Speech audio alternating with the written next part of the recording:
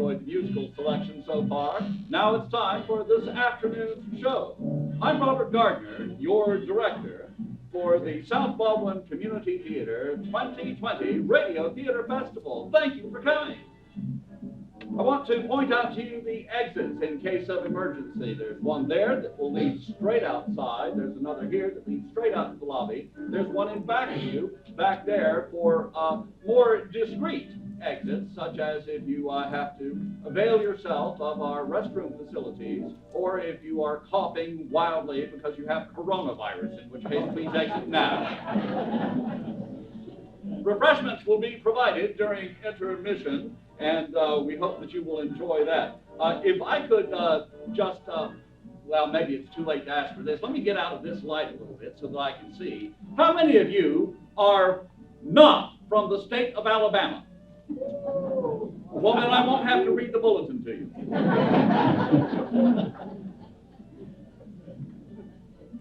If I were going to read it to you, I would talk about the golden age of radio and the shows that you are about to see, which your parents and grandparents heard perform. Just shout out, if you will, how many of you remember listening with your own ears to programs like this? There's a few.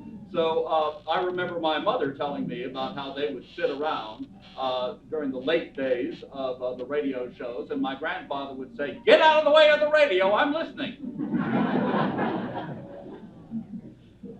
Without any further ado, we'll bring up the lights on the Bickersons.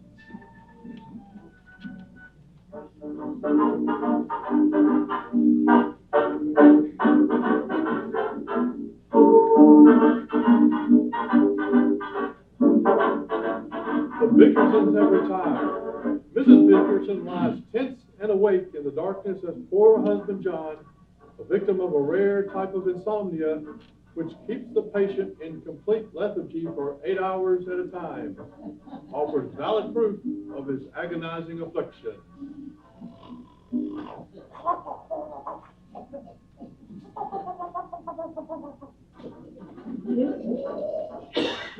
This has been going on since 9 o'clock.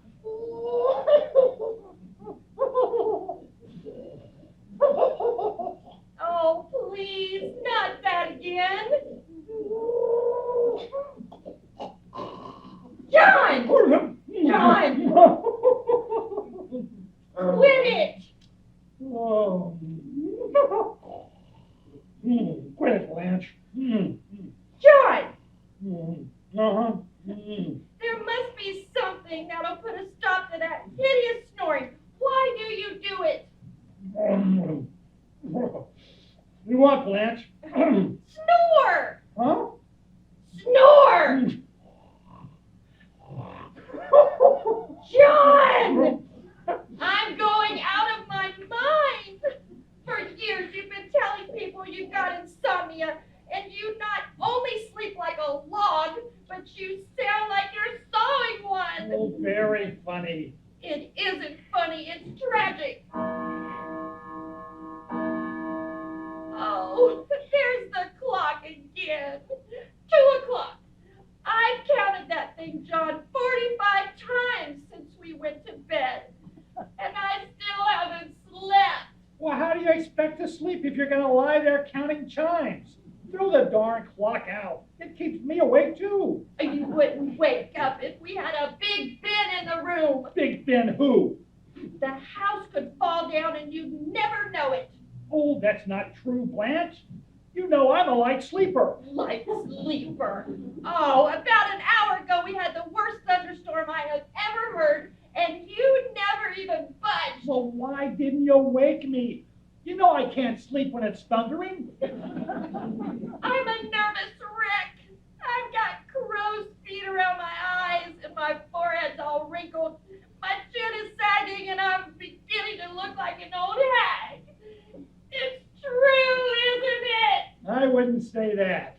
Why not, John? I'll be awake the rest of the night. You do think it's true, though, don't you? What's true? I'm beginning to look like an old hag. You are not beginning to look like an old hag. Why do you emphasize beginning? You're not beginning to look like an old hag. Well, that sounds even worse. Well, how do you want me to say it? Say I look beautiful. I look beautiful. Good night. Oh, I don't know how a man could be so cruel. It isn't any wonder I'm getting old before my time. What time is it? It's after 2 o'clock and I haven't slept a wink. Well, go to sleep.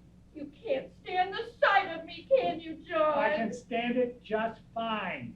Before we were married, you used to say such beautiful, poetic things, and you don't anymore. Well, Blanche, how do you expect me to feel poetic at 2 o'clock in the morning? You used to feel that way at 3 o'clock in the morning before we were married. Say something poetic. Humpty Dumpty sat on a wall. Humpty Dumpty had a great... Oh, stop. You're just trying to irritate me now. Well, what do you want me to say? You know what I want you to say. Okay. Blanche, when I look into your eyes, time stands still. Are you satisfied? No. Well, why not? That might also mean I have a face that would stop a clock. Well, if the shoe fits, wear it. I want to get some sleep. You're not going to make me believe I'm hideous and ugly, John Bickerson. Huh? It isn't so long ago I won a beauty contest in my hometown. Long enough. I never hear you tell any of your friends about it. Oh, Blanche, a man can't go around telling his friends that his wife was Miss Clam Harbor Lighthouse of 1931. You make it sound as though I was the only girl in the contest. What about my sister Clara? What about her? Plenty. You won it, didn't you? I'd like to hear you talk that way about Gloria Gooseby. Oh, now don't start with Gloria Gooseby. The way you drool every time you look at her, you'd think she was Miss America. I don't drool when I see anybody. I hate Gloria Gooseby. Then why do you keep inviting her here to dinner? I did not invite her. You did. Don't change the subject. If it weren't for the fact that her husband Leo is such a nice person, I wouldn't have either of them in this house. And the dinner was awful. Well, you cooked it, Blanche. Yes, the thought of that horrible Gloria Gooseby coming to dinner got me all confused and I ruined everything. The minute I turned my back, the roast caught on fire and I had to throw a can of soup on it to put it out. You should have thrown that pie on it, too. There was nothing wrong with the pie. I hate lemon meringue, and you know it. It wasn't lemon meringue. It was apple pie. Well, what was that yellow stuff on top?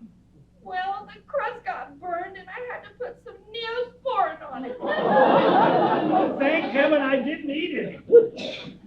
No, but your girlfriend stuffed herself with 4 pieces, the glutton. She is not my girlfriend, and quit talking about her so I can get some sleep. You wouldn't look at her twice if she didn't wear those brazen dresses. I would too. I mean, I don't care what she wears. It's a shame Leo is such a little mouse. Believe me, if I were Gloria Gooseby's husband, I'd show her a thing or two. Ah. Somebody ought to turn her over and give her a good spanking. Uh-huh.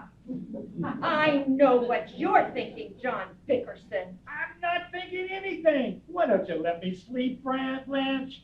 I'm not going to stand for it much longer, John. You keep putting on that innocent attitude, but you don't fool me. I wouldn't feel bad except I'm so sick and I could die. What's the matter now? I'm sick. I'm having these fainting spells all the time and the doctor doesn't know what it is. I know I'll never recover. Oh, don't be silly. You'll recover. You've got a healthy constitution. I have not. You have too. You had pneumonia, you got well. You had the flu, you got well. You had the mumps, you got well. You've had 60 diseases, and you've always got well. I never saw such a healthy woman in all my life. Well, what about these fainting spells? You'll recover from those too. But if you ever get lockjaw, you'll bust. Why don't you faint now so I can go get some sleep? Of all the unsympathetic, unfeeling wretches, if you ever lost me, it wouldn't mean a thing to you. Oh, it wouldn't though. Well, you don't have to sound so eager. I'm not eager, I'm just sleepy. It's a good thing we don't have any children. I I can just imagine what a kind of a life a poor little child would have in this house. To have a father who constantly rants and raves, selfish and thoughtless. A man who can't bear the sight of his own child. What are you talking about? Me, sick in bed, and the poor little infant crying in his crib, crying his heart out for a little attention. Blanche! Why don't you feed the baby, John? John, why do you hate children so much? Because I can't bear them. I know, but why do you hate them? Blanche, all you want to do is keep me awake, isn't that right? You would have been asleep a long time ago if you hadn't kept me awake with all your snoring. Well, can I help it if I snore? Yes, you can. Dr. Marvin tells me there's something wrong with your nasal passages.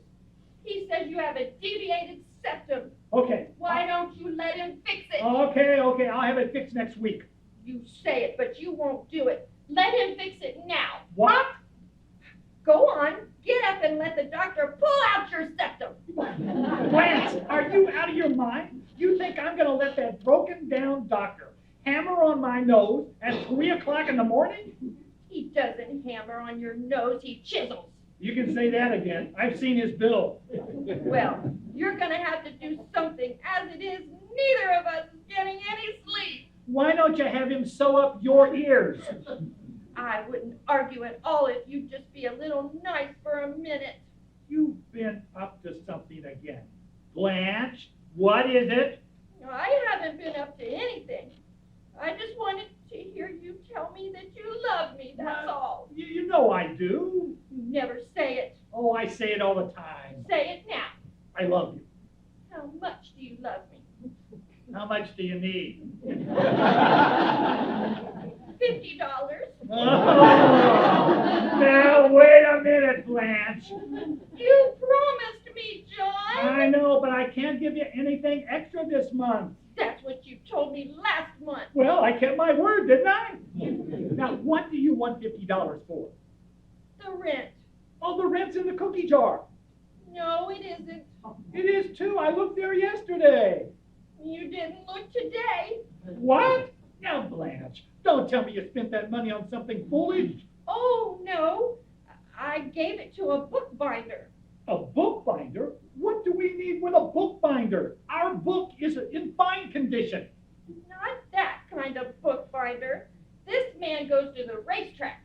The racetrack? Blanche, did you bet that money with a bookmaker? Put the lights on. Well, now, don't get excited, John. He brought the ticket back here. Oh, a $50 win ticket. How could you take my hard-earned money and gamble it away on a horse? I work my finger to the bone and you squander every penny I make. You never see me betting horses. I've never been to a racetrack in my life. What's the name of the horse? Baldino Ridge. A bum, a worn-out goat like that hasn't won a race since Delmar. Oh, Blanche, why did you do it? Did he win? No, he ran second. $50 tossed away. Oh. Why are you tearing up the ticket, John? Because it's no good. I'd have make you eat the pieces. This is the worst thing you've ever done in your life, Blanche. At least you could have played into place. Well, don't throw the pieces away, John. What makes you so sure it's no good? Well, you played the horse to win, didn't you? Yes. And he ran second, didn't he? Yes. Well, then the ticket's worthless. Here, watch your $50 go out the window. There. I knew you had something on your mind. I'm sorry, John. What's the difference? Who won the race? Do you know? Yes, I heard it on the radio. Well, who was it? Disqualified. Disqualified? Yes, the announcer said the winner of the race was disqualified. Ah! I wish I was dead. Good night, John. Oh.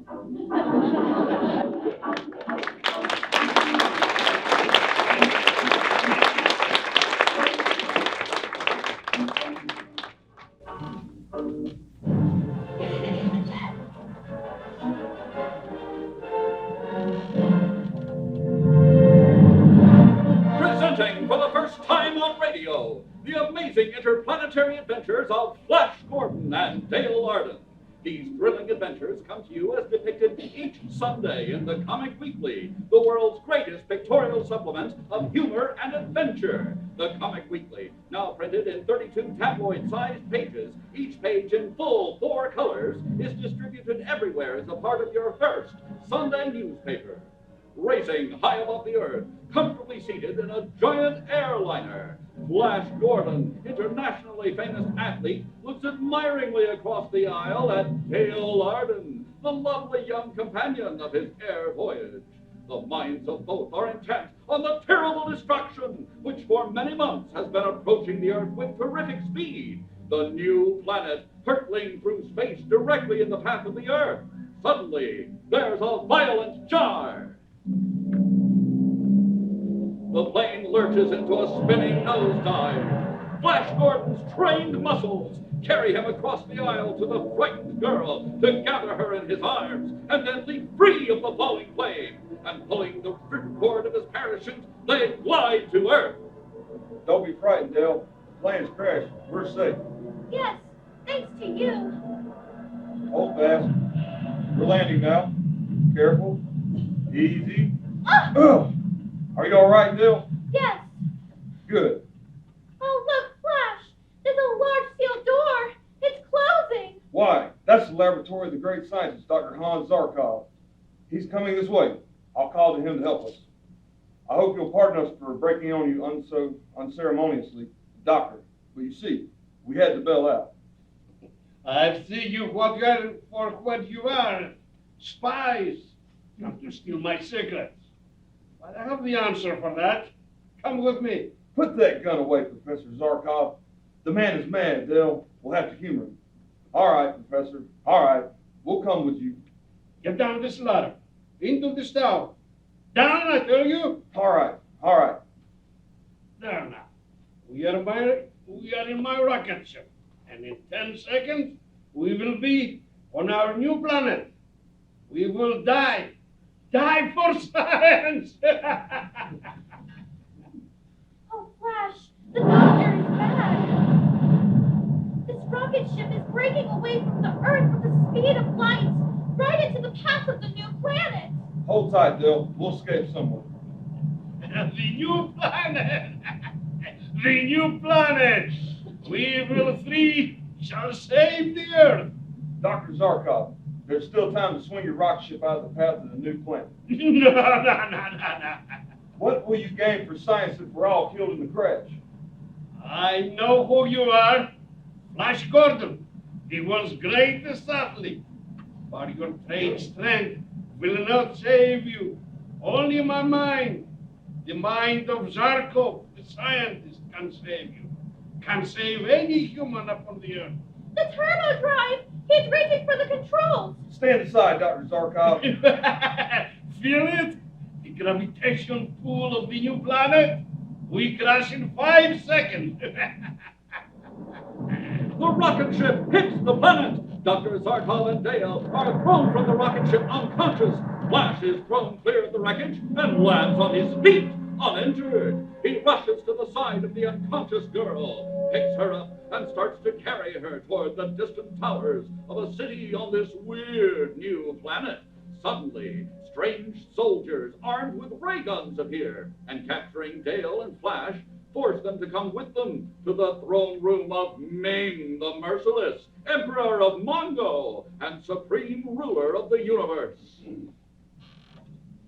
O thou Ming the Merciless, this most merciless majesty of Mongo, ruler of all the peoples of the new planet, thy slaves salute thee. Good. Ming shall want the Earth people. Thy slaves obey, O Ming the Merciless. Get your hands off me. I'm no slave. I'll meet your emperor as a free man and an equal. So, Earthman, you are a free man and my equal. Throw him to the red monkey men in the arena. I would be forced to make this free man my equal. There is thy freedom, Earthman. Now you go into the arena to meet the red monkey men of Mongol. No! Don't worry, dear. Emperor Ming, I will show you that I am free man from the earth, and more than a match for your brainless red monkey men. Flash reaches the bottom step leading to the arena. He leaps and swings at the nearest red monkey man. Then, grasping the fallen man-beast under the armpit, Flash whirls him around in a flail, knocking others in all directions. Emperor Ming, fearing that his monkey men will all be killed, orders his soldiers to destroy Flash with their ray guns. In the midst of the confusion, Princess Aura, the beautiful young daughter of Emperor Ming, calls to Flash.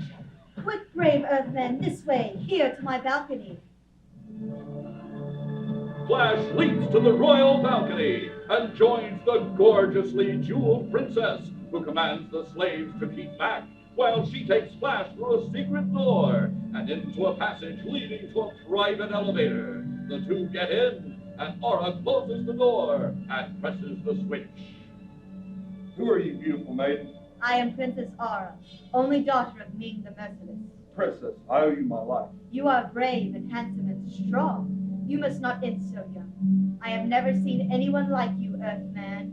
Where I come from, Princess, there are many stronger men and better looking. But tell me, Princess, where are you taking me?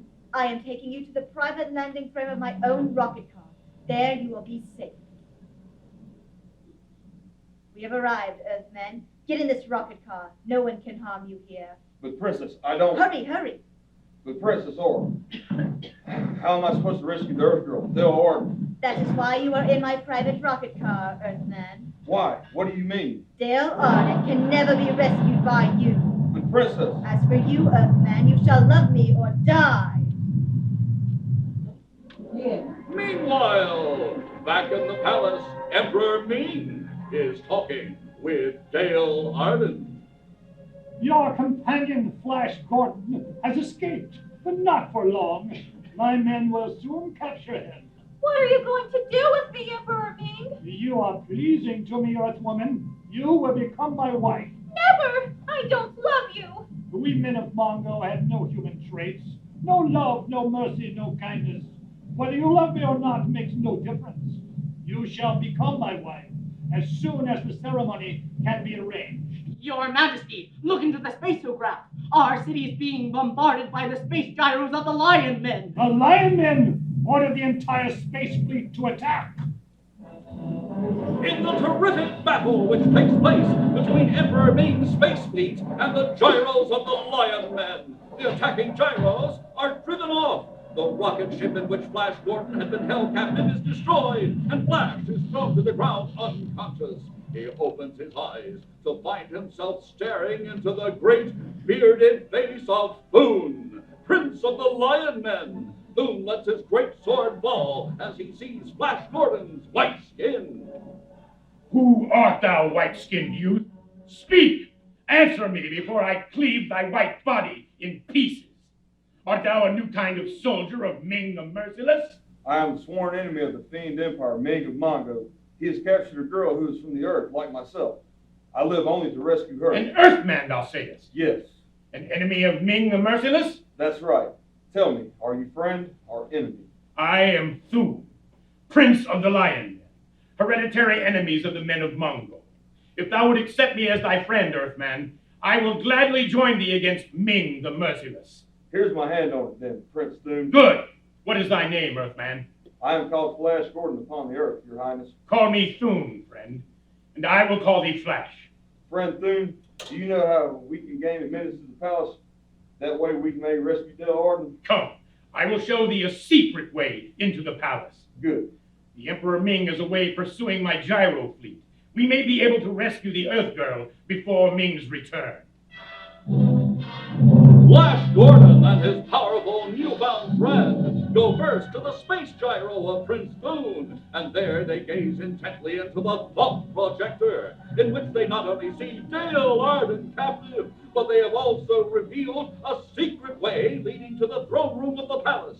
The secret passage is known as the Tunnel of Terror, because of the deadly beasts which lie within its gloomy walls. Fighting each step of the way, Flash and his new friend, Prince Thun, finally find themselves within the palace. A door with great steel bolts stands before them. Quick, Thun. This door must lead directly to the center of the palace. From my memory of the palace, I should say that beyond this door is the great throne room of the Emperor Ming. All right, then. Here we go. Ah, there. You're right. Dude, it is the throne room. Yes, this great statue before us is the god of death, which stands at the top of the altar steps, directly behind the throne of the emperor. Listen, dude, what's that? By the great god Pa-U, it is the royal wedding procession. Ming the Merciless is taking another bride. Long live Ming the Merciless! He's coming up the altar steps, dude. I'm going back to look around the idol. To look around the idol means death. Thou must not! Come back! Come back, Flash! Dude, save yourself! I'm going to rescue my Earth friend, Dale Arden. She's being forced into marriage with Ming the Merciless. Prince Thune of the Lion Men does not save himself at the expense of his friends. If thou must die, I will die fighting with thee. Dale! This way! Dale! After them! This way, Dale! Down this passage, Earthling, and as fast as thou canst run. Quick you! They're swarming up the altar steps. Help me topple the idol over on them. Now! 1, 2, 3! With a grinding crash, the giant idol topples over onto the oncoming soldiers of Ming the Merciless, killing those in front and throwing into confusion the whole company. Flash Gordon and Prince Thune, with Dale between them, dash into a secret passage beneath the idol. The way becomes steeper, they slip and fall. Down 100 feet or more into a whirling underground river. They're swept along down a raging current and over a waterfall into a lake. With the powerful strokes of a champion swimmer, Flash sets out for shore, towing Dale by the hair. They reach the shore, and as Flash reaches down to drag Dale to safety, she screams and disappears beneath the calm surface of the lake, clutched in two powerful green scaly arms. Before we discover what happens next, a word from our sponsor.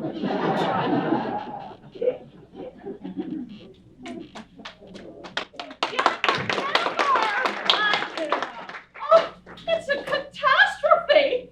I was trying to explain to my friend Claudia where to take her children for ballet lessons this summer. How is that a catastrophe? Oh, I was going to recommend Coastal Ballet, but then I remembered they moved from their studios in Foley. Still not seeing the problem. But I don't know where Madame Rio moved.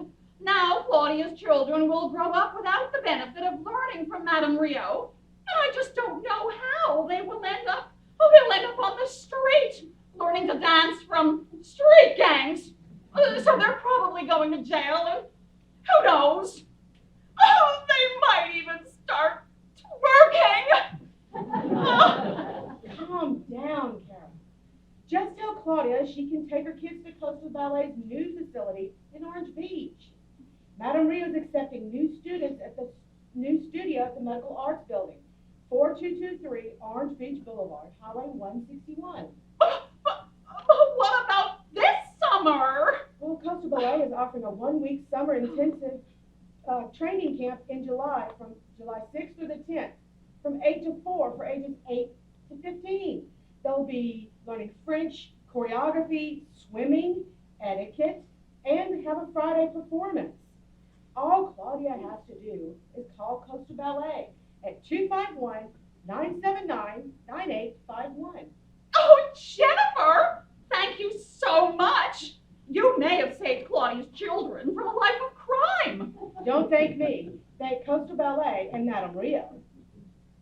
And be sure to come back to the Radio Theater Festival this Sunday for the true crime drama of Dragnet, the Big Filth, a story of criminal child neglect and justice served. It's just the facts, ma'am. This Sunday, right here at SBCT.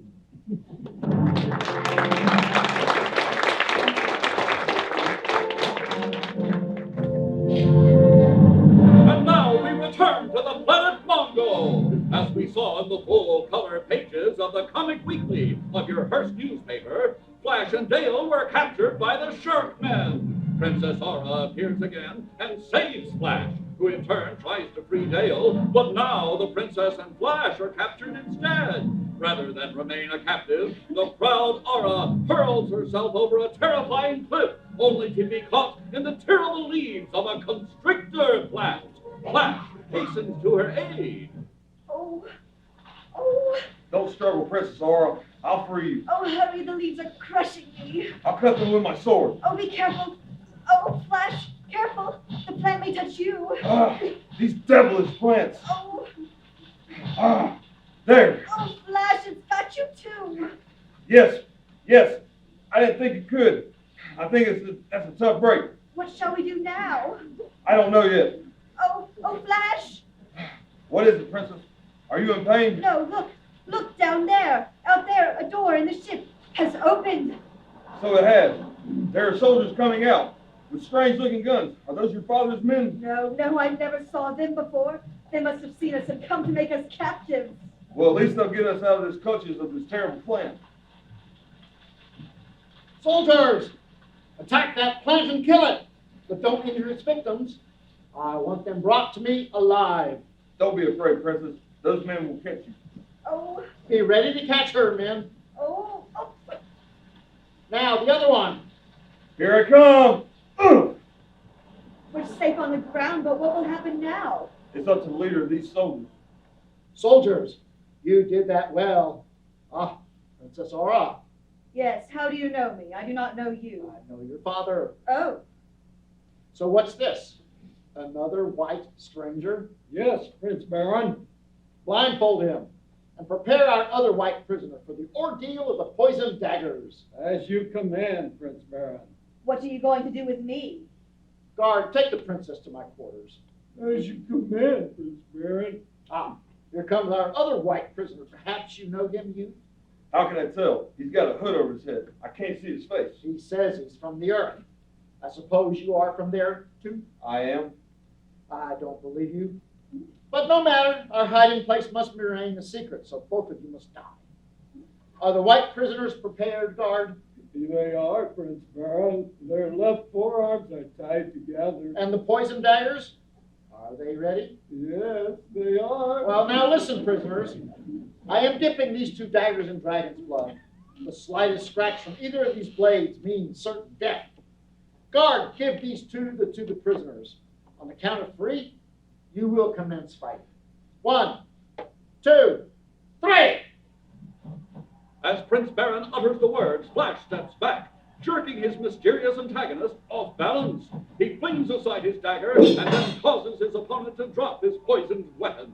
Picking up the dagger, Flash severs the cords binding him to his opponent, and as the two whip off their blindfolds and reveal themselves to each other...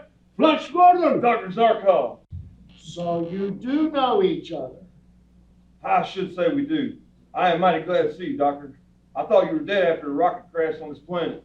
I was badly hurt, Flash. These fellows, they picked me up and brought me here. They made me act as the servant. Well, we saved them, didn't we, lad? We certainly did, Doctor. Now, Prince Baron, maybe you'll believe that we are from the Earth. This man was the most brilliant scientist in the world. He was... Stop! My admiration for both of you is boundless. I would be honored to have you shake my hand and call me friend. Your friend? Yes. Why, of course. Here's my hand. And mine. Good. Now, come to my quarters.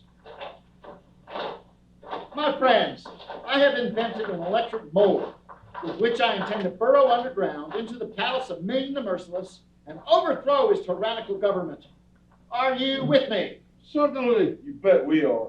We've got to rescue Dale and Thune from their fiends. Princess Aura, you heard what I plan to do, Aura? Yes. Please take me back to my father's palace with you. You? Why is it it's because of you that I am a hunted man with a price on my head? You will remain here as my prisoner. Come on, friends, come. Oh, I will I? Guard! Guard! What is it? What is your name? Bronco, my princess. Bronco, I thought I recognized your face. You fled into exile from my father's guard when you were caught stealing. Yes. Listen, Bronco. Princess? If you will help me warn my father of what those men plan to do, I will not only make you wealthy, but also a duke. For one so lovely as my princess, How can I refuse? Come with me. Unaware of what has happened in the hiding place and racing underground towards the palace of Ming the Merciless, Prince Baron promises that if they succeed in overthrowing Ming, Flash will be made a Prince of Mongo, and anything he desires will be his. Finally, the electric mole breaks through the floor of the central hall in Ming's palace. The door opens, and the three emerge from the metal burrowing machine. Come, my friends, we have arrived. Ah, so we have. What is our next move, Prince Baron? This is the central hall of Ming's palace. We will go up those stairs, Dr. Zarkov, and surprise the inner guards. Prince Baron, look. Ming's armored men. We've been betrayed. Yes. But how could the news have reached them before us? Let us get our ray guns. It's no use, Doctor. The armor of those soldiers is ray-proof. Here comes Ming the Merciless with his high priest. No! Flash! Dale! Thank heaven she is all right. Welcome back to my palace, Flash Gordon, and welcome to your companions. Soldiers, lash them to the pillar over there and execute them. Oh, darling Flash, I love you so much. Dale, my dear, we did our best to save you, but we have been betrayed. I guess they have had us now. Let them shoot. They will kill me too, and we will be together forever. Very well, Dale Arden. You can have him in death. Captain! Sire! Proceed with the execution. Shoot, you yellow dogs. We aren't afraid to die. Ready. Hey! Captain, hold your fire. Zogi, what is this? If you were not the high priest, I would have your tongue torn out for your insolence. I ask you to remember, sire, that according to the writ of Wahoo, even a traitor has the right to choose between the firing squad and the terrible pit. True, Zogi. And on second thought, such deaths would provide greater amusement. Yes, sire. We must abide by the sacred writs, and I see no reason why the girl should be killed. Captain? Sire? Release the prisoners. They shall undergo the terrible test. Bring them over to the pit. All right. Come on. Move along. This is the test of the torture pit. Flash Gordon, you and Baron will stand at each end of the narrow platform with long whips, trying to topple each other into the pit, where a surprise will be awaiting you. Take your places. The two mount the platform. Flash ducks as Baron's whip winds over his head. Flash's whip hits Baron with such force as to knock him off balance and into the pit. Dropping his whip, Flash leaps out after him. As he throws the unconscious former Prince Baron over his shoulder and prepares to climb out, a transparent metal sheet slides over the top of the pit, trapping them. At the same time, Flash hears a growl and, looking around, sees three snarling Tigrons. Placing Baron on the floor, Flash turns on the fierce beasts. The first one charges. Leaping high in the air, Flash comes down on the Tigron's back and with a powerful wrench breaks its neck. The two other Tigrons leap at each other to fight for possession of the body. Furiously, the battle rages. Finally, both animals are down, wounded unto death. Then Prince Baron regains consciousness. Where are we? It's all right, Prince Baron. Stand up. We're in the pit. And they trapped us in with this transparent metal lid. And you saved us from these beasts. Why, you are superb, Flash. That was easier than figuring how we are going to get out of here. Look up there. Prince Thune. He's just in time. Thune! Use your incredible strength to roll the metal lid back. He nods that he understands.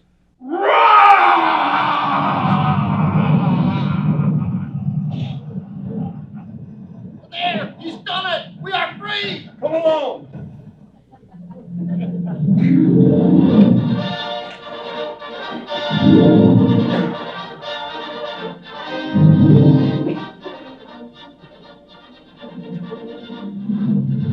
Meanwhile, in the temple of Pao-U, Ming and Dale are about to be married by Zogi, the high priest. By now, Dale Arden, my saber-toothed Tigrons have torn your hero to pieces. Oh, poor Flash. He died trying to save me. Nothing matters now. Here comes Zogi to perform the ceremony. Almighty Ming, ruler of Mongo and the universe, does your supreme intelligence take this earth woman to be your wife and empress of Mongo? I most certainly do. Are you, Dayalard, do you take this just and brilliant man to be your lord and master? I don't care what happens now. As you have accepted each other in matrimony, before the great god Pau, I pronounce... Wait! Stop! The idol speaks. I, Peu, forbid this marriage. It is a trick, fools! A stone idol cannot talk. Zogi, swing back the statue. At what, sire? Flash Gordon! Flash, darling! They told me you were dead. The Earthman and the two companions are alive. Guards! Shoot them down! The marriage must go on. Wait, sire. The sacred writs say you cannot execute the man who has passed through the tests of Trigons. Guards, drop your weapons or I will curse you all. What? You dare defy me? I only quote the sacred writ, sire. As High Priest, it is my duty to interpret and enforce its dictates. Guard, give me your sword. Zogi, I will shut your jabbering mouth forever. Oh, how awful! He killed the high priest! Carry his body away, guards. Flash, my darling, I thought I lost you. Never. As long as I have strength in these two arms and breath of life in my body. So Pau forbids me to slay you, eh? Well, Pau and I will both laugh while you rebels slave in the prison city of the Hawkmen. Death would be more desirable. As for you, Dale Arden, you shall be taught to act like an empress. Doomed to a fate worse than death among the cruel Hawkmen. What terrifying adventures await our friends? Follow the thrilling adventures of Flash Gordon and Dale Arden each Sunday in your Hearst Sunday newspaper. You will find them graphically portrayed in full-color pictures in the Comic Weekly. Be sure to get this big 32-page all-color Comic Weekly supplement with your copy of next Sunday's Hearst newspaper. And don't forget to return again tomorrow to South Baldwin Community Theatre for the continuation of the amazing interplanetary adventures of Flash Gordon and Dale Arden.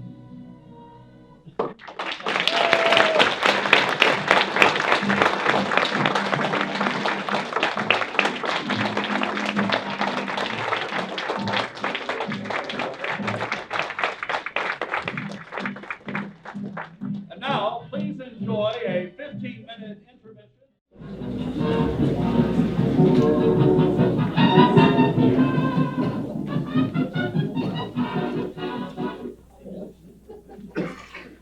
We have a brief announcement to make before we begin Act 2 of the show. Is it possible for me to have the house lights come up, please? I need the house lights up, please. A little bit more than that. A little bit more than that. Oh, God, no. Bring them down. We ask that you recycle your programs on the way out. There's a little basket very handy right there, or just leave them there at the box office on your way out this evening before we, when we end Act 2 of our show today, The Thin Man. How many of you have received a program that is printed a little bit differently? How many of you? Hold your hands up, please. Okay. What do you mean different? Yeah. What do I mean different? It's in English. Now, most of them are printed in Swahili. If your program was printed upside down on the inside, Collector's item. Huh? Collector's item. Well, something like that. You can redeem it, though, at the box office on your way out. I mean, we're appalled that such a thing would happen. If you would like, you can redeem that on the way out the door at the box office for a ticket for this Sunday night performance. How about that? That's okay. If not, please drop it off anyway, or keep it as a collector's item. But again, if you got one of, we deliberately inserted some of those upside down programs in randomly. We did. We checked them all. We found 17 out of 350 programs printed. We didn't need that many printed. We did that. 17 out of all the programs printed were upside down, and we inserted some in today's show. We're going to do the same thing tomorrow evening. And if you want to redeem that for a free ticket for the Sunday evening performance of the Radio Theater Festival, please do so on your way out at the box office. And now, on with the show.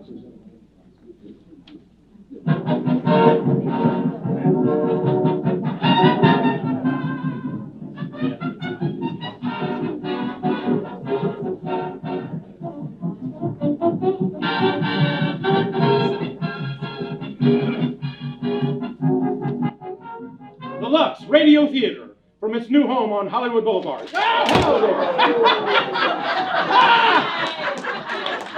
You'd think a new studio could afford a lousy music stand, wouldn't you? It is a lousy music stand.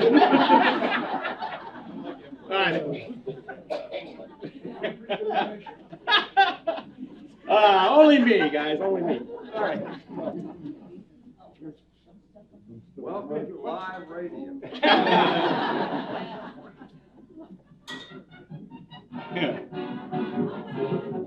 We hired Tom for his quick thinking.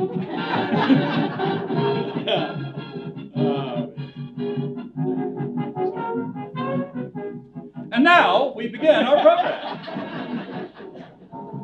The Lux Radio Theatre, from its new home on Hollywood Boulevard, Hollywood, California, presents Hollywood. Sent to you by the makers of Lux Toilet Soap, the beauty soap of the stars. Appearing before a distinguished Hollywood audience, we present the play that has broken cinema box office records from coast to coast. The Thin Man, based on the best-selling novel by Dashiell Hammett. We're in a fashionable cafe, the Montmartre, in New York City. It's Christmas Eve, and the well-appointed dining room is filling rapidly. From the bar comes a good-looking young fellow of about 35. Tall, casual, worldly-wise, he's Nick Charles, a well-known private detective, and he's waiting for his charming wife, Nora. As he takes his place at the table, a young girl on the other side of the room recognizes him and hurries over. Aren't you Mr. Nick Charles, the detective? I am, yes. I'm Nick Charles. I thought I recognized you. My name is Dorothy Wyman. Oh, yes? How do you do? Do you mind if I sit down for a while? No, but I expect my wife in a few minutes, and if you don't mind explaining your presence to her. Oh, of course. That's my fiancé over there at the other table. Oh, well then, that makes everything all right, doesn't it? Please, sit down. Thank you. Now, your name was, Dorothy Wyman. I'm Clyde Wynan's daughter. Clyde Wynan. Oh, yes. Of course, your father was having some trouble with one of his inventions a few years ago. I handled the case for him. Yes, I know. That's why I want to speak to you now. Well, I'm not practicing anymore, Miss Wynan. You see, I retired. Please, Mr. Charles, I need you. Oh, well, what seems to be the problem? It's Dad. He went away about 3 months ago, and I haven't heard from him. Not a word. I'm worried sick. Oh, I wouldn't if I were you. After all, he is an inventor. When he gets an idea he wants to work on, it's only natural that he should want to hide away somewhere. He's done it before. Yes, but never for 3 months. But did you see him before he left? No, Mr. Macaulay was the only one he spoke to. Well, Macaulay and Julia Wolfe. She's Dad's secretary. Julia Wolfe. I believe I met her. And Macaulay is your father's lawyer, isn't he? Yes. His lawyer and his secretary both speak to him before he leaves. But no one knows where he went. He wouldn't tell them. About your mother. He wouldn't tell her either. No, and Mother and Dad they haven't seen each other for quite some time. Oh, I see. Well, I don't know just what I can do for you. Why don't you speak to Macaulay? Maybe he's heard from your father and forgotten to tell you. Oh, well, I'll call him now. Well, that's a girl. Let me know how it turns out, will you? Of course. I'll be back in a few minutes. I'll be here.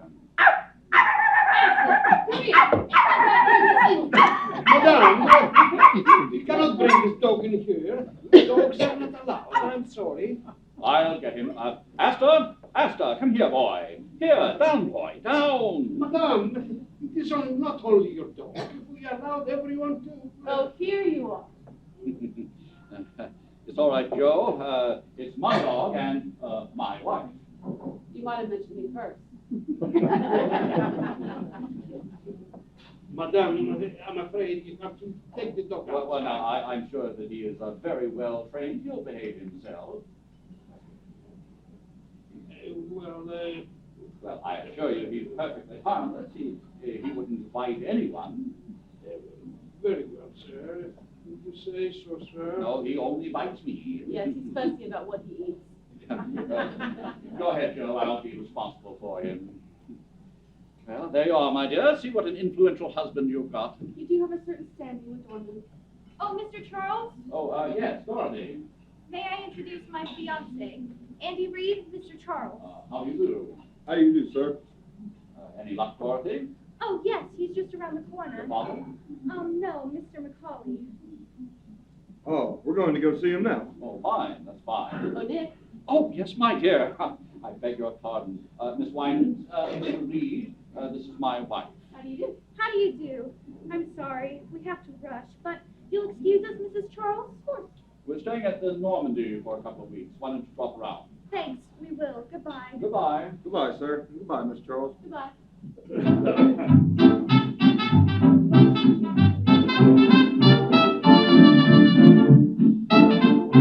Pretty girl. If you like blondes. You got a type? Only you, darling. Lanky brunettes with wicked jaws. Who is she? I was hoping I wouldn't have to tell you. Dorothy is really my daughter. You see, it was spring in Venice, and I was so young. I didn't know what I was doing. We were all like that on my father's side. By the way, how is your father's home? Oh, much better, thank you. So who is she really, Nicky? Dorothy Winans, daughter of Clyde Winans. I was working on a case for her father. Some nut wanted to kill him. Charming. What's the matter now? Winans disappeared. Dorothy's afraid something's happened to him. Has anything happened to him? My darling wife, how do I know? Funny, though, that secretary of his ought to know something. Secretaries usually do. Who is she? Julia Wolfe. Smart girl, Julia. Always suspected she had some kind of hold on Winans, and that's why he kept her on. Maybe you ought to give her a ring. What for? Just to say hello. Maybe. Want a nickel? No. I've got one. I'll be right back. Hello? I want Skylar 40962. No, Skylar. That's right. Hello? Yes? Julie Wolfe speaking. Who? Oh, well, hello, Mr. Charles. Yes? Well, what was it you wanted? Oh, no, I don't. He didn't tell me. Not a word. I'm sorry. That's all right. Goodbye. Morelli? Come in. Well, who was that? Nick Charles. The detective? He wanted to know where Winans was. Oh, yeah? Why? He didn't say. Did anyone see Wayne come here that night? The night you had his scrap? I don't know. No? Well, I guess I'll scram. Wait a minute, Morelli. Where are you going? Oh, taking a little stroll, that's all. Nick Charles is going to pop up around here. I want to be far away when he does. No, don't be a fool, Morelli. Fool, eh? Hey, listen, sister. I got a record, and I ain't itching to come face to face with no dick. Sit down, Morelli. You need money, don't you? Sure. What about it? You got some? Plenty. I'm Winans' secretary. Oh, yeah? What do you mean by that? How wouldn't you like to know?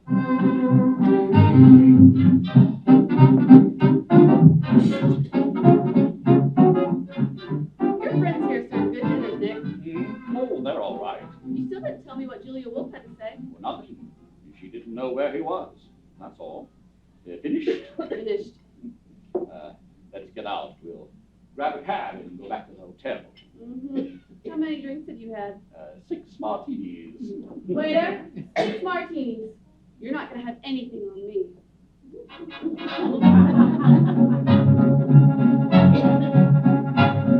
Oh, what hit me? That last martini.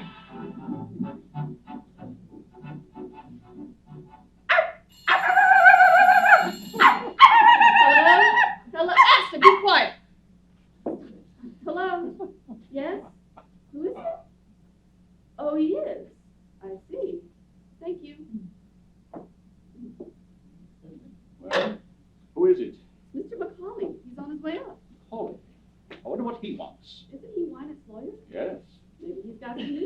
Well, he ought to say, you're worrying an awful lot about this business. Forget it. Ooh, I'll open it. Begging your pardon, ma'am. I was wondering. I'm Mrs. Charles. Come in, Mr. Macaulay. Oh, hello, Macaulay. Hello, Charles. How are you? Fine. Sit down. Thanks.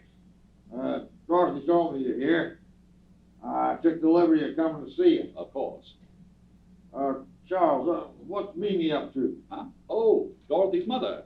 Does she have to be up to something? She usually is. Trying one way or another to get money out of Wynette. I wanted to find out if you were sleuthing for her. Oh, well, I haven't been a detective for 4 years. You don't say. My wife's father died, left her a lumber mill and a narrow gauge railroad and a couple of other things, and I'm looking after them. I see. What's all the fuss about? Is Wynington hiding? You know as much about it as I do. I haven't seen him in 3 months. He sends word through Julia Wolf when he wants money, and I give it to her, and she gives it to him. Mine. Hello? Oh, just a moment. It's for you, Mr. Macaulay, your office. Oh, thank you. Hello. What? He is? Well, where is he? Very well. Well, he's back in town. Mr. Wynick? Yes, thank heaven. He's waiting for me now. Well, I got to be off. It's no joke working for a man like that. Goodbye, Mr. Charles. Goodbye, Charles. So long.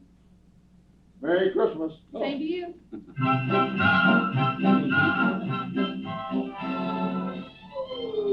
11:30. Almost Christmas, darling. Well, if that's a hint, you can drop it. You get your present at breakfast, and not a minute before. Cheap. You know, Nick, I've been thinking. It's funny the way Wynette popped up all of a sudden. Yes, wasn't it? Do you think there's anything behind it? Why should there be? Well, I don't know. It strikes me as funny, that's all. You're nearer than I am, darling. Oh. Hello? Speaking. Oh, hello, Dorothy. What? When? Oh, I see. Oh, yes, of course I'll be there. What is it, darling? Darling, what is it? Julia Wolf has just been murdered.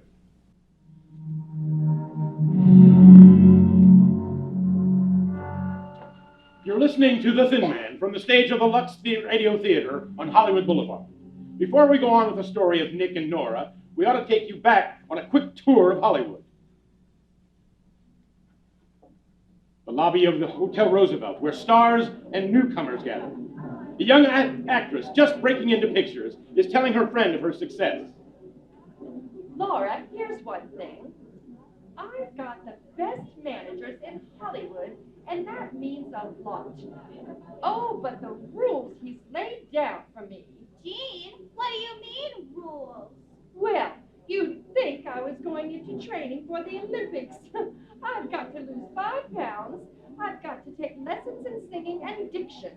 And, of course, my complexion has got to be perfect. I've got to be more careful than ever not to get little blemishes or large pores. And something they call cosmetic skin. Well, thank goodness I use Lux regularly, the way everyone around here does. 9 out of 10 beautiful Hollywood screen stars use Lux toilet soap and have for years. When they tell people how simple their complexion care is, they always seem surprised. They use cosmetics, of course, but they always use Lux toilet soap to guard against cosmetic skin. It's easy to keep skin lovely, the Lux way. And now, on with The Thin Man. An hour has gone by since Nick heard about the murder of Julia Wolf. In the living room of their suite at the hotel, Nick and Nora are listening to the radio. A news reporter is broadcasting the latest developments in the case.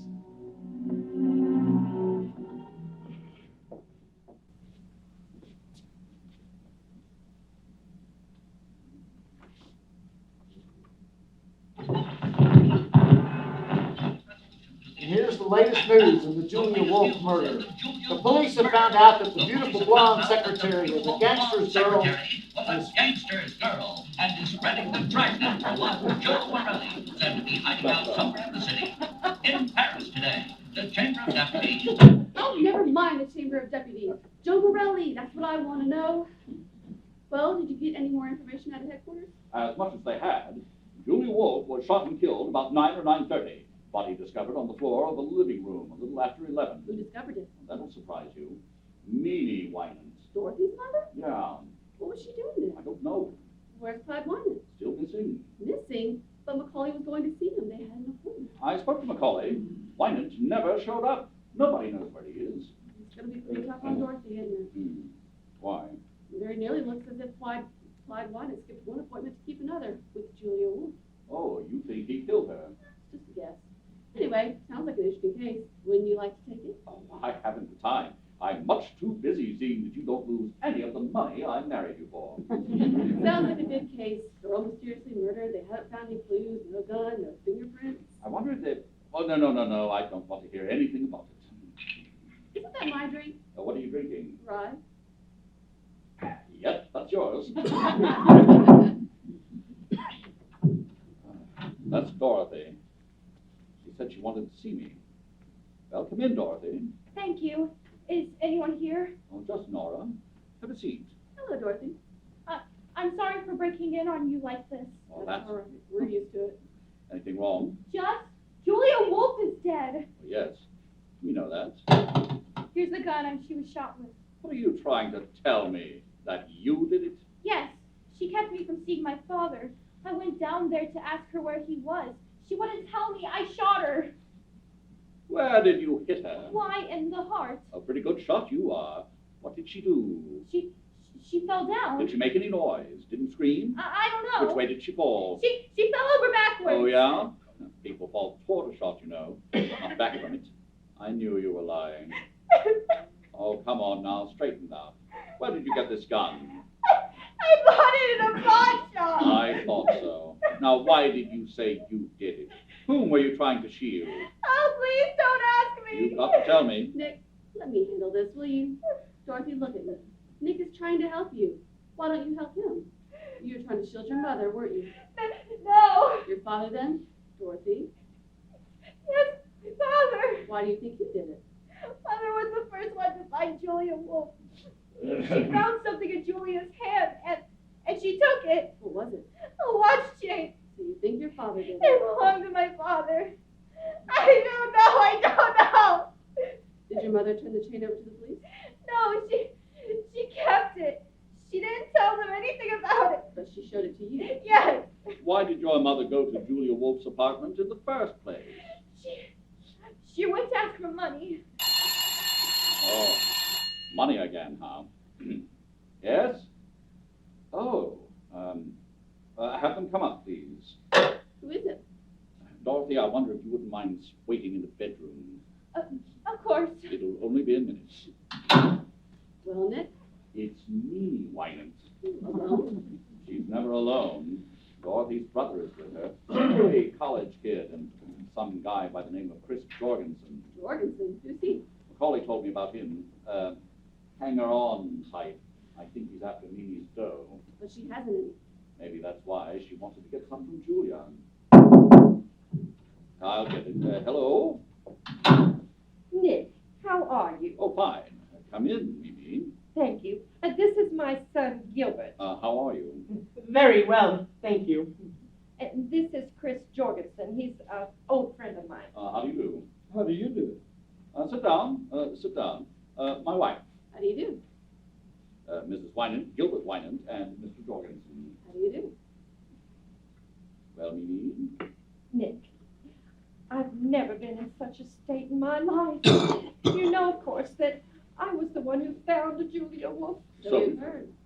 Oh, my dear, it was terrible. I walked in and there she was, lying dead on the floor. I meant to ask you, Mother. Was there much blood? Gilbert, don't be so morbid. Well, I'm interested in murder. You know, Mr. Charles, I formed a theory about this one already. Is that so? In my opinion, the man who did it... Gilbert, be quiet. You don't know anything about it. Oh, but I do. Be quiet. You were saying, Mrs. Plant. About finding Julia Wolf. I was simply petrified and such a mystery. Clyde Wynett's crazy, absolutely crazy to stay away at a time like this. No wonder the police think he has something to do with it. Well, what do you think? Oh, I don't know. He didn't. But I wish I could find him. I have something very important to tell him. Macaulay won't help at all. He thinks I just want money. Well, don't you?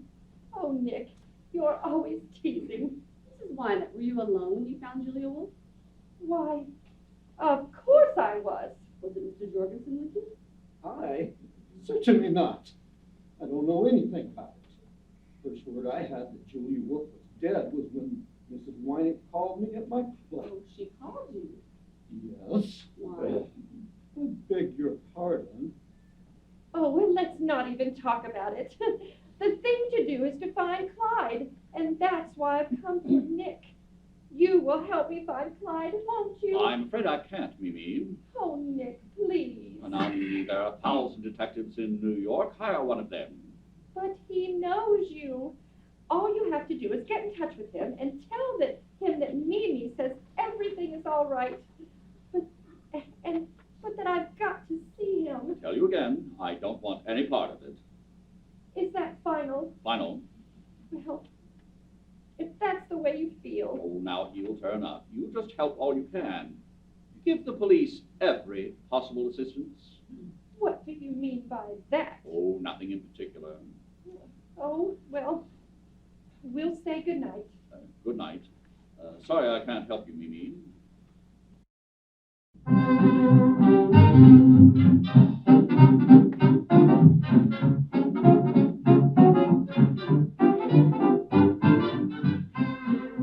Hello. Is this the Normandy Hotel? I want to speak to Mr. Charles. Yeah, Nick Charles. Hello, Mr. Charles? Say, I'm sorry I woke you up, but Mr. Charles, I'd like to lay a little proposition on you. It's about the murder of Julia Wolf. What's the difference who I am? Wait a minute. Don't hang up. I'll tell you who I am, but you got to keep it under your hat. I'm Al Nunheim. Yeah, Nunheim. Now listen, I know who murdered Julia Wolf. See? Sure. I'll spill it all to you for $5,000. I'll tell you what I know, because I was outside the apartment when she was shot. And I saw the one who did it. And I'll spill it to you when I get... Hey, wait a minute. Wait. Hey, I can't talk anymore. I'll call you again. Hello? Still there? Hello? Oh, for the... Now what, darling? I don't know. Some crank, I guess. He hung up. Now, you better get to bed and get some sleep.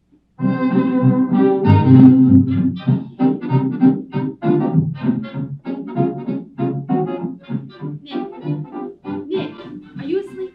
Yes. Good, I want to talk to you. That's jolly. Don't you think you'd like to go back to detecting once in a while, just for the fun of it? Oh, can't you get to sleep? No. Maybe a drink would help you. No, thanks. Maybe it would if I took it. Everybody says you were a grand detective. They were kidding you. I'd like to see you work. Tomorrow I'll buy you a whole lot of detective stories. Oh, that poor girl is in an awful spot. There's nothing I can do to help her. She thinks you can. It wouldn't hurt you to find out if you could, would it? Well, my guess is that Winans killed Julia and Dorothy knows it. The police will catch him without my help. I think I would like that drink.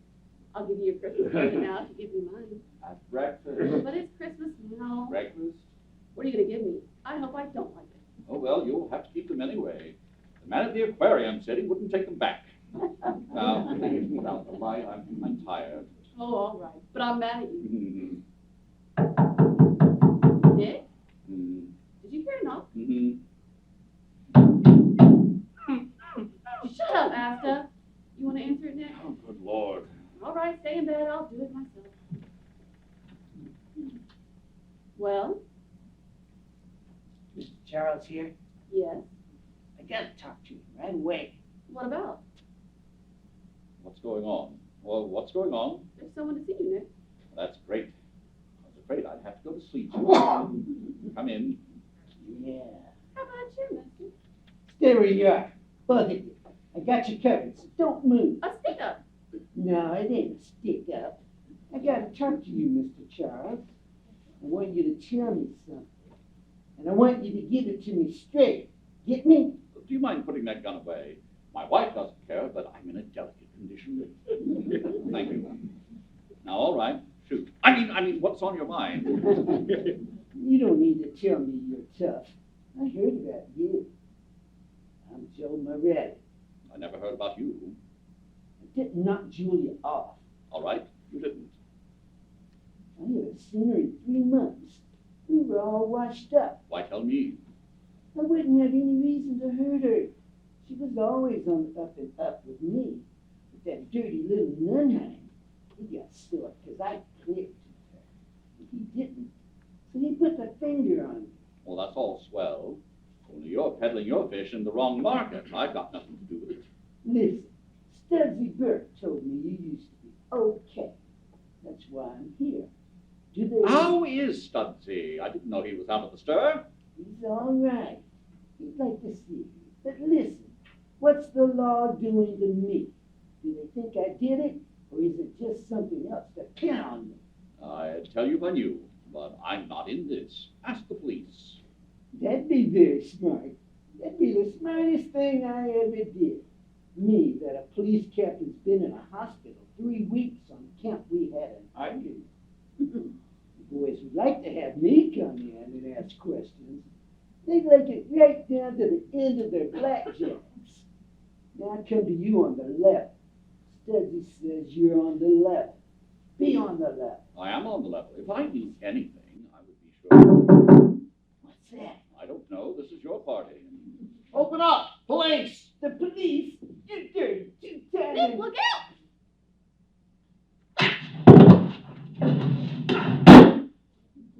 I'll take that gun. Thanks, officer. You almost had me. Get some water, Sergeant. Nora. You all right, Nora? I'm Inspector Gill of the Homicide Bureau. You're in a good place, Inspector. Who's that woman on the floor? My wife. This guy shot her? He tried to shoot me. I slapped her on the jaw to get her out of the line of fire. I guess I hit her too hard. Nora. Oh, Look at me, Nora. Are you all right, darling? oh, you darn fool. You didn't have to knock me out. I knew you'd take him, but I wanted to see you do it. She's all right. There's a gal with hair on her chest. Okay, Slattery, take Morelli downstairs. Don't push. Come on. I said don't push. How do you people happen to pop in? Well, we hear this is getting to be sort of a meeting place for the Lyman family. So we figured we'd stick around in case the old man himself shows up. Then we seen Morelli sneak in and we decided to come up. I'm pretty lucky for you. Yes, I might not have been shot. Morelli a friend of yours? I never saw him before. What's he want of you? Wanted to tell me he didn't kill Julia Wolf. Oh, what's that to you? Nothing. What do you think it was to you? Ask him. I don't know. I'm asking you. Keep on asking. Oh, so you're going to keep mum, huh? All right, Mr. Charles. I won't bother you tonight, but I'll be in tomorrow morning, and I'll have plenty of things to ask. Good night. Well, thank you, Inspector Gill. See you next time. Try to stay longer. Now where's Asta? Asta!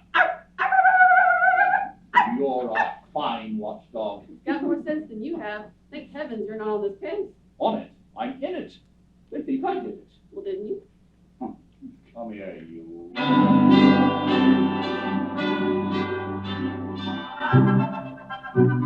Nick, wake up. It's Christmas. Oh, yeah. Look, there's a telegram for you. It just came. Open it, will you? That's probably a touch from somebody. Well, what's it say? Nick, What is it? it's from Clyde Wynant. Listen, will you take charge of investigation on Julia Wolf murder? Communicate with Herb McCauley, Clyde Wynant. What's the problem? Philadelphia. Then he didn't do it, did he, Nick? I don't know. Communicate with Macaulay, huh? All right. We'll ask him up here this morning.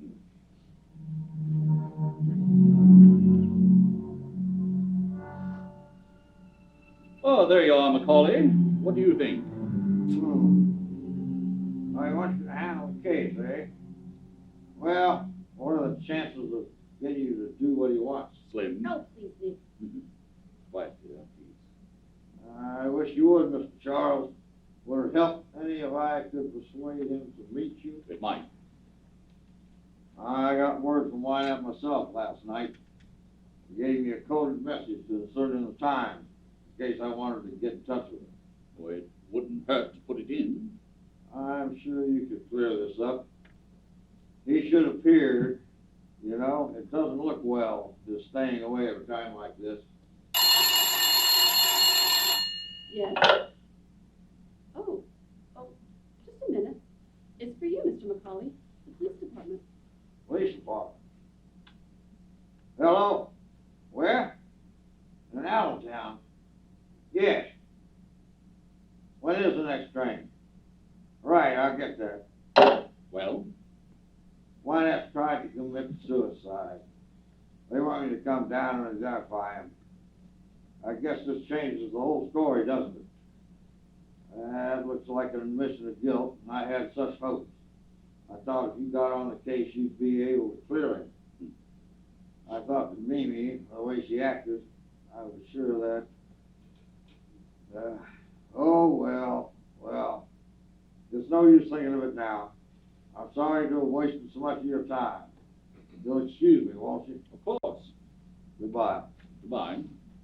Well, that's that. What's the matter with you? The mystery's all gone. I wanted you to find out who did it. Maybe I will. But why not? I don't believe he did it. Why don't you? No reason. Just a hunch. But I'm going to find out. Come on, Watson, we're going places. I want to talk to Inspector Gill.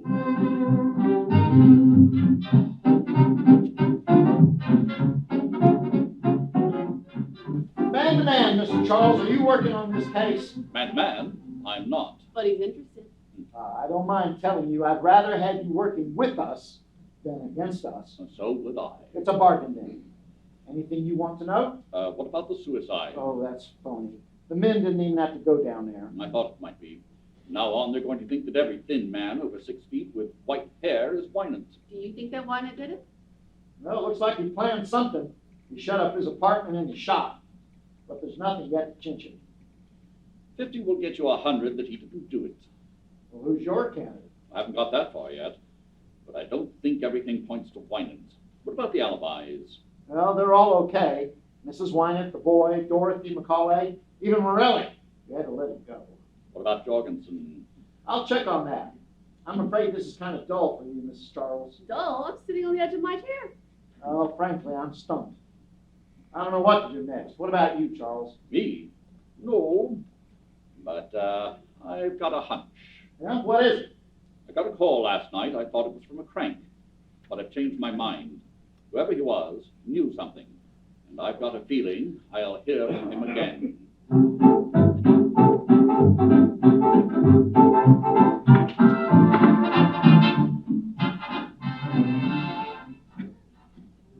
What time is it? Almost 10. Still waiting to hear from the crank? Mm.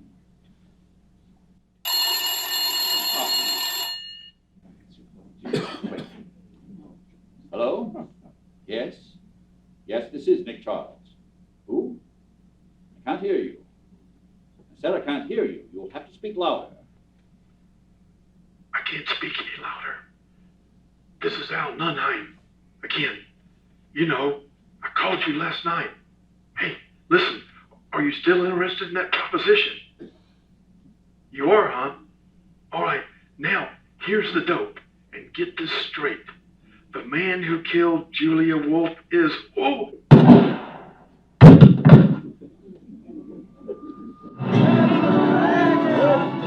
Al Nunheim, shout! Police have no clue! Nunheim, shout before giving to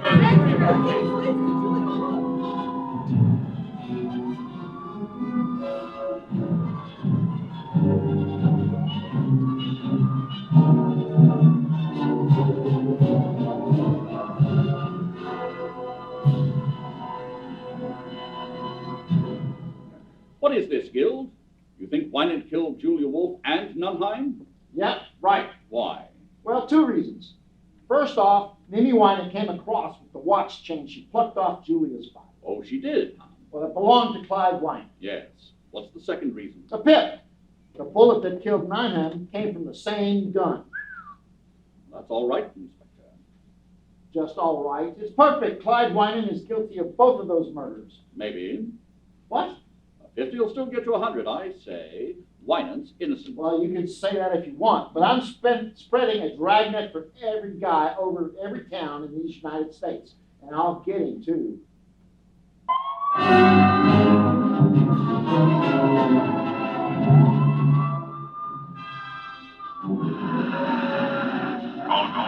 Call cars, cover all roads, leaving the city. Pick up tall, thin man with white hair. Last seen wearing dark black suit. Call cars, call cars. Well, you think they'll find him, Nikki? He must be in New York. Probably is. Oh, it's getting me down. I saw Dorothy today. Yeah? What? She's broken off her engagement. What for? Don't ask me. She's a little hysterical. Something about not wanting to ruin her fiancé's life. Dog and murderer now. Oh, poor kid. Well, see you later, darling. Where do you think you're going? Oh, I'm going to take Asta for a walk. He's just been for a walk. We're going sightseeing, aren't we, Asta? What are you up to? I've got a hunch. I'm going down to look at Wynant's shop. I want to find out why it's closed. Why shouldn't it be closed? He went away. He went away lots of times when I knew him, but he never closed his shop. I've got a hunch something is up. You mean he might be hiding there? Oh, I don't know. This thing has got my goat. I've got to find out. Nick, I won't have you going down there. Say, you're the one who got me into this. I know, but this is different. He's a crazy man. He might kill you. Oh, I'll be all right. I've got Asta to protect me. Go on, see if I can. But it's a dirty trick bringing me all the way to New York just to make me a widow. Well, you wouldn't be a widow long. You bet I wouldn't. Not with all your money. Dog. Mwah. Goodbye, darling. Nick, you take care of yourself, won't you? Sure I will. Don't say it that way. Say it as if you meant it. Oh, I believe the little woman cares. I don't care. I'm just used to you, that's all. Sure. So long, darling. Come on, Asta. Goodbye. And call me darling, please. I'll be waiting to hear from you. Asta, if you let anything happen to him, you'll never wag that tail again. You're listening to the Lux Radio Theater's production of The Thin Man. We pause for station identification. This is the Columbia Broadcasting System. Jennifer! Hi, Kara. Oh, it's Claudia again. Oh, no. Not her kids. Don't tell me they started twerking. Even worse. It's her husband. Claude is leaving her. Leaving her? But Claude is crazy about Claudia. He'd never break up their happy home. I tell you, he's leaving her. He's leaving her and going out with the guys. The guys? The guys. He's bored just sitting around the house every night, and he's leaving her. Well, what they need is something different. Tell Claudia to bring him to South Baldwin Community Theatre for the rest of the season. Why, there are still two more nights at the Radio Theatre Festival, and next week is Songs of the South, a hilarious musical. Then in April, Claude can treat the whole family to The Wizard of Oz. And in May, there'll be An Evening with the Bard. Then there's always Summertide Theater with the Smoke on the Mountain Homecoming from the University of Alabama in May and June.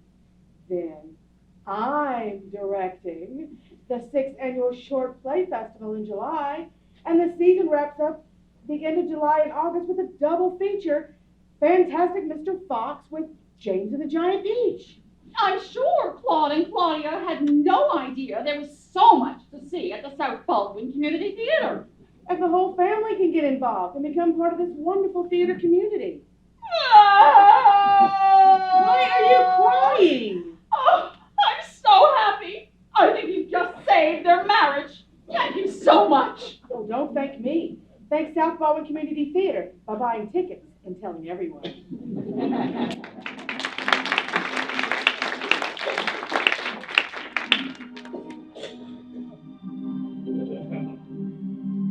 Dick is on his way to Clyde Wynant's deserted laboratory in a dark and desolate section of the city. His cab veers sharply around the corner and pulls up in front of a gloomy, old, rickety building. Hey, mister, are you sure this is the place you want to... Looks like it. Come on, Asta. Jump. How much do I owe you? $1.20. You don't want him to wait, do you? Oh, no thanks. That's good. You know, this ain't no neighborhood to be at 2 o'clock in the morning. I want to get out of here. All right, there you are. Thanks. Good luck. Well, come on, Asta. Come on. Hello. Nora!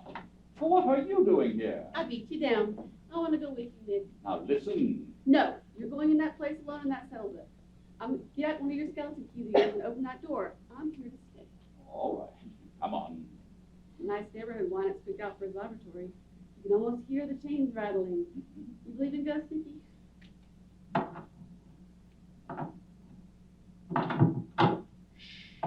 There we are. Come in. Be quiet. Nick, it's awful dark in here. Get a flashlight on as soon as we close the door. Asta, shut up. Go on, Nora. Which way? Straight ahead. We've got to get the layout of the place. Looks awful big to me. You can even see into the corners. Oh, don't let the shadows frighten you. Who's frightened? Hold it. What's the matter? Looks like Wynant's work table. More like a slab in a morgue. Look, Nick, there's a cement floor all around. Yeah? Come on. Where to now? There's an old desk up along that wall. I want to take a look at it. What do you expect to find? Darling, if I knew what I'd find, I wouldn't be pretending. Nick! What is it, Nick? It's just a loose board, I guess. Sounds like somebody was walking over that way. No, just your imagination. There's no one here but us. No? What about Wynant? It's his workshop. Why couldn't he be hiding out here? What's that? It's Asta. He's scratching around the cement around the work table. Come here, boy. Asta, stop it. Stop it. Did you hear what I said, Asta? Nick, look at him. He's after something. I've seen him scratch the ground like that when he was looking for... Asta? Asta? No. Look at this. New cement. Listen. Nick. It's hollow. I wonder if I can find something to dig it up. There's an iron bar on the table. I just saw it. Ah, good. Now, if I can just dig a hole in that cement, we'll find out what's under there. Oh, no, I'm scared. Shh, Asta, quiet. Try to keep him away, Nora. Asta, come here. Once more. There she goes. I can do the cement now. Asta, get her away from there. Get away. Oh! Nick, what is it? What is he after? We must get Inspector Guild here. What's under there? A body. Must have been there for weeks. Oh, Nick.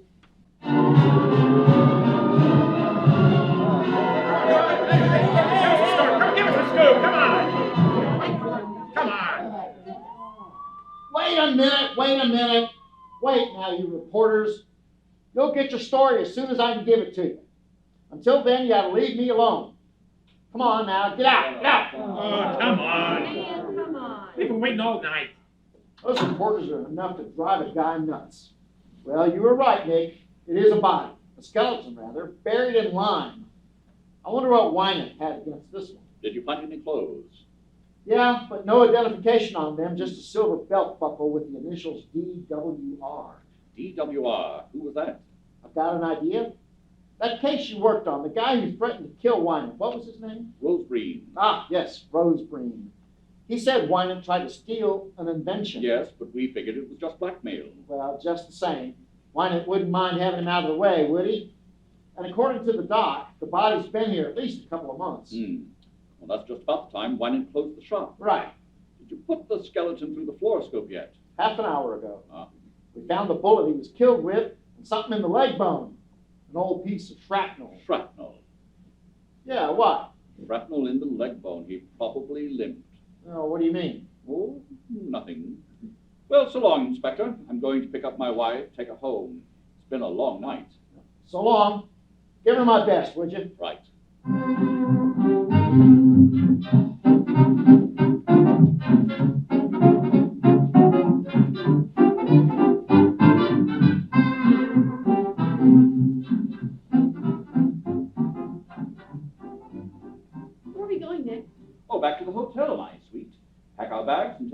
trip somewhere? The trip alone. Oh, bless my soul, woman. I give you 3 murders and you're not satisfied. I want you to stay and find Wyman. I did find him. What do you mean? He was down in the shop. Nick! It was his body that was buried there. Nick, you better lay off that liquor. Oh, that's a fact. Wynant's body? Yep. They said it was Rosebreed. That's what they think. Guild and all of them.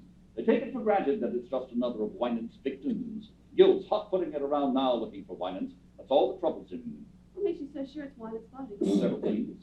Nick, you drive me crazy. What things? What? What things make you so sure? Oh, well, the clothes, for instance. They were carefully preserved, and the body was just as carefully destroyed.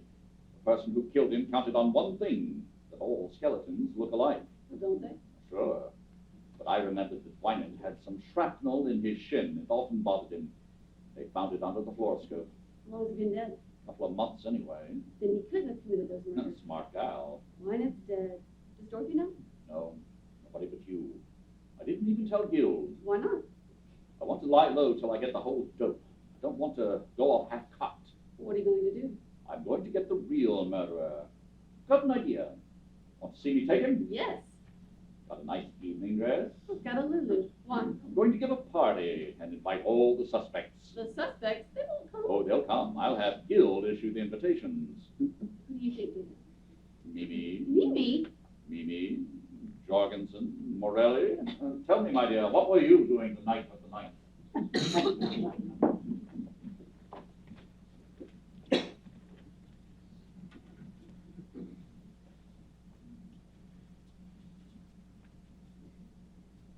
Good evening, everybody. Nick Charles, what is the meaning of this? The meaning of what, Mimi? Why we are all bounded up like common criminals and brought to the city. To eat, Mimi, and talk. Will everyone be seated? Dorothy here. Thank you. Andy next to her, please. Oh, Mr. Charles, we... Oh, please. Very well. Mimi on the other side of Andy. Mr. Jorgensen, over there, please. You're very kind, Mr. Charles. Not at all. Mr. Macaulay next. Of course. Morelli, What? stay right where you are. Say, listen. Sit down. And Gilbert, you can just sit opposite Mama. Mr. Charles, I have a theory. We'll listen to it later. Inspector Guild, you and your men will stand by the door, please. Sure. Fine. Now, Nora, you'll sit by me. You give such charming parties, Mr. Charles. Oh, I thank you, Mrs. Charles. Now we're all ready to begin. Could you please pass the celery, Mrs. Wynant? No, I will not. I demand to know why we are all here. Before dinner? Well, all right.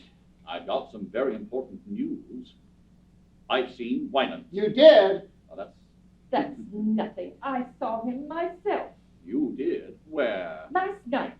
He came to see me at my apartment. Oh, he did. What did he say? No, he didn't say very much. He wanted to know how I was and how the children were. I'm afraid you're lying, Mimi. You see, I really did see Wynant last night. Are you kidding? No, Why didn't you tell me? Why didn't you hold him? because I found out for certain he didn't commit the murders. What? Well, let him have his say. Well, thank you. Morelli, you knew Julia. Was she jipping Wynant, taking dough on the sly? She don't say she is, but I figure she is. Yeah. Thank you. Now I'll tell you why I know Wynant didn't commit those murders. 3 months ago, Wynant found out that Julia was cheating him and was splitting with some man. He went to find the man, and he did. That man was desperate. He knew that he was caught dead to rights, and with prison staring him in the face, he took the only way out. He killed Wynant. It's terrible to tell you this way, but your father's dead, Dorothy. Dead? He's been dead for 3 months. Dead? No, don't cry. Please. I know it's terrible, but it isn't really better this way. Oh, Andy! You better take her home, Andy. Yes, Miss Charles. Come on, darling. Let them out, Inspector. Open up.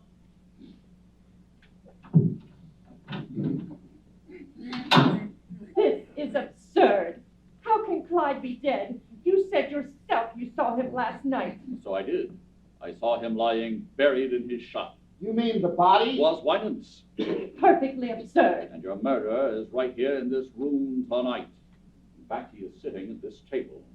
You're not going to keep us in the dark, are you? Tell us, who is it? Oh, I don't know, but I thought if we all had a little get-together, we might be able to find out. I'll tell you as much as I know.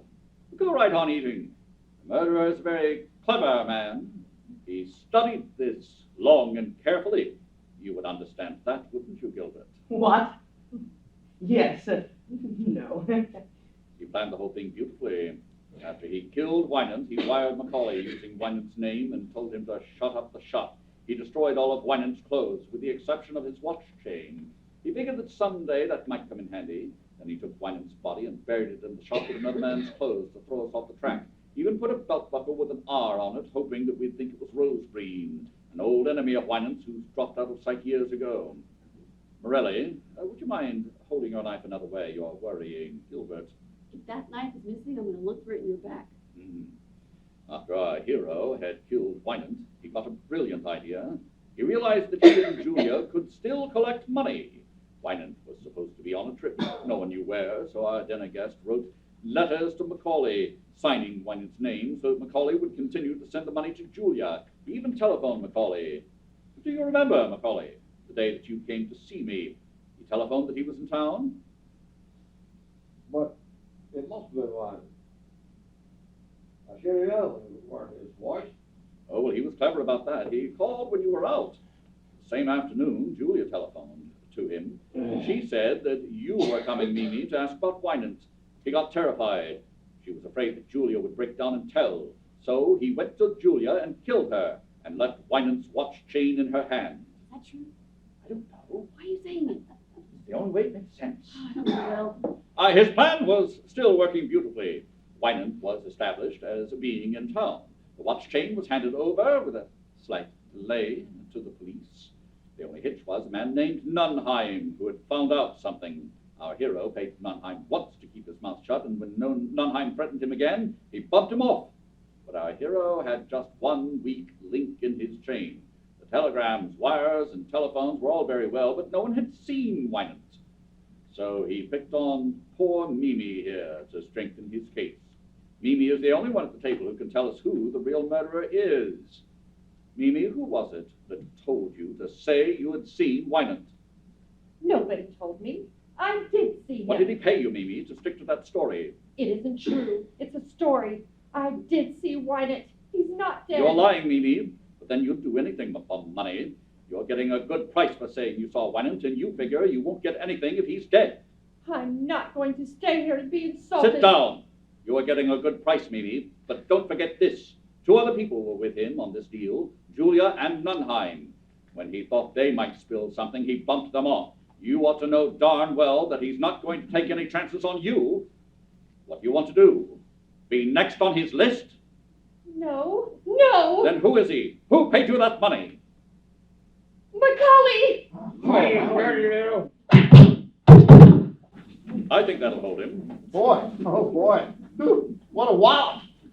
Hey, nice work, Mr. Charles. There's your man, Inspector, Mr. Macaulay. I can't believe it. Oh, what do you want me to do? Wrap him up in cellophane? Pick him up and get him out of here. Come on, boys. Grab him. Nick, you took him. I knew you would. Yeah, another case like this, and I would have thought I was in a prize fight. Oh, Nicky, you're grand. You're glorious. Oh, I bet you say that to all the boys.